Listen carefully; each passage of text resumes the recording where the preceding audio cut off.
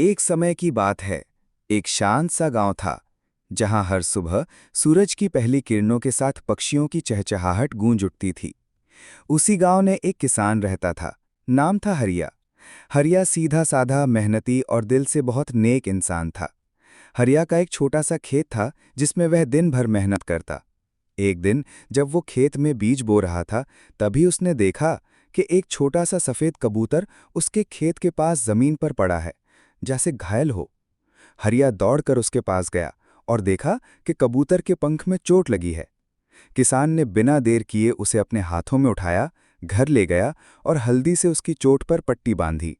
दिन रात उसका ख्याल रखा, चावल के दाने दिए और पानी पिलाया। धीरे धीरे कबूतर ठीक हो गया। कबूतर रोज हरिया के कंधे पर बैठकर खेत में उसके साथ जाता। दोनों की गहरी दोस्ती हो गई थी। गांव के बच्चे उन्हें देखकर कहते, देखो हरिया भैया और उनका दोस्त कबूतर आ गए। एक दिन गांव में अकाल पड़ा। कई दिनों से बारिश नहीं हुई थी। किसान की फसल सूखने लगी थी। हरिया बहुत दुखी था, लेकिन हार नहीं मानी।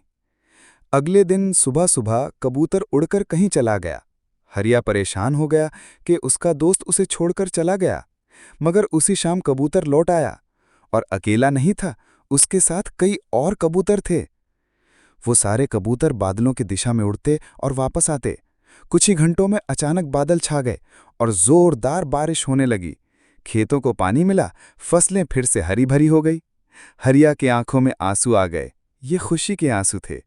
उसने कबूतर को सीने से लगा लिया और कहा, तू तो बस एक पक्षी नहीं, भगवान का भेजा दूत है मेरे लिए। और तब से गांव में ये कहावत पड़ी कि जिसके साथ सच्ची दोस्ती हो, वहां खुद कुदरत भी साथ देती है।